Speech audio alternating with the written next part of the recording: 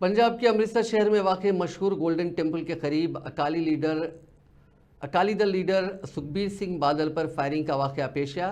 इस वाक़े ने इलाके में सनसनी मचा दी है। वाक़या उस वक्त पेश आया जब पंजाब के साबिक़ डिप्टी चीफ मिनिस्टर और शिरोमणि अकाली दल पार्टी के leader Sukhbir Singh Badal golden temple के दरवाजे पर अपनी सज़ा के तौर पर बतौर अवाम की खिदमत कर रहे थे।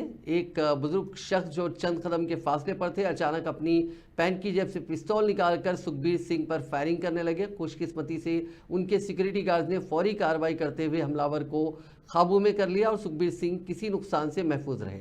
हमलावर की शिनाख्त नारायण सिंह चौराहा के नाम से हुई है, जो मुबैना तौर पर माजी में बब्बर खालसा इंटरनेशनल नामी शिद्दत पसंद तंजीम से वाबस्ता रहा है। रिपोर्ट्स के मुताबिक नारायण सिंह 1984 में पाकिस्तान फरार हो गया था और वहां से गैर कानूनी हथियारों और धमाका कैद मवाद की स्मगलिंग में मुलविस रहा। बाद में वो भारत वापस आया, जहां उसे पंजाब पुलिस ने गिरफ्तार कर लिया और कुछ अरसा जेल की सजा भी काटी। सुखबीर सिंह बादल को शिरोमणि अकाली दल पार्टी के सरबराह के तौर पर माजी में की गई गलतियों की पादाश में अकाली तख्त ने सजा दी है। 2007 से 2017 के दरमियान पार्टी की क़यादत और हुकूमती फैसलों में संगीन गलतियों का इल्ज़ाम उन पर लगा।